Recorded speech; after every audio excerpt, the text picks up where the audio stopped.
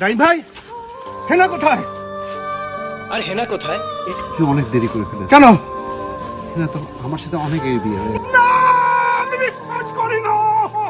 অবশেষে দীর্ঘ ২৯ বছর পর কিভাবে হেনাকে খুঁজে পেল বাপ্পারাজ, কোথায় করা হয়েছিল সম্প্রতি সময়ে হেনার সাথে ভাইরাল একটি ভিডিও নিয়ে যে আলোচনা করা হচ্ছে সেই ভিডিওটি, কি উদ্দেশ্যে করেছিল এই ভিডিওটি এবং কি আছে এই ভিডিওতে। সো ভিউয়ার্স, আজকের এই ভিডিওতে এই বিষয়ে বিস্তারিত তুলে ধরা হবে, তাই ভিডিওটি দেখে সঙ্গেই থাকুন।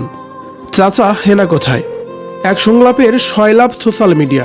গেল বেশ কিছুদিন সামাজিক যোগাযোগ মাধ্যমের নিউজ ফিডে বাপ্পারাজ ও শাবনাজের সিনেমার একটি দৃশ্য তুমুল চর্চায় ছিল। সে সংলাপ নিয়ে তৈরি হয়েছে অসংখ্য ভিডিও, যা নিয়ে বেশ মজাও নিয়েছেন এর মূল দুই শিল্পীও। অবশেষে সেই হেনাকে খুঁজে পেলেন বাপ্পারাজ। সম্প্রতি টাঙ্গাইলে দেখা হলো দুজনের।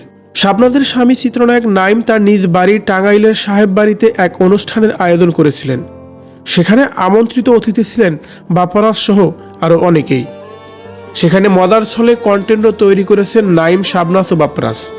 নিজের ফেসবুকে শেয়ার করা নাইমের এক ভিডিওতে দেখা যায় একটি গাড়িতে চড়ে এসে নাইমকে বাপ্পারাজ জিজ্ঞেস করেন, নাইম ভাই, হেনা কোথায়?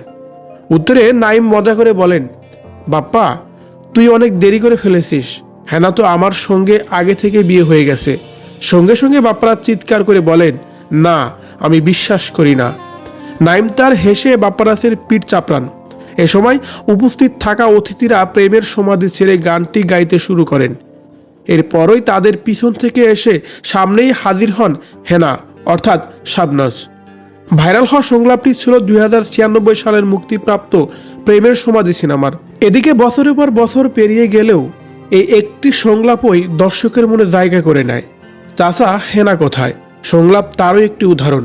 বাস্তবে শাবনাজ নাইম দম্পতিকে একসঙ্গে দেখে বাপ্পারাজের করা মজার মন্তব্য যেন মুহূর্তের মধ্যে সবাইকে ফিরিয়ে নিয়ে গিয়েছিল সেই পুরনো সিনেমার জগতে।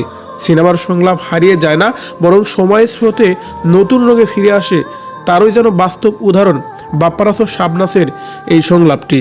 ভিউয়ার্স, অনেক বছর পর বাপ্পারাজ এবং শাবনাজকে একসাথে দেখে আপনার কেমন লাগছে অবশ্যই কিন্তু কমেন্ট করে জানাবেন আমাদের কমেন্ট বক্সে।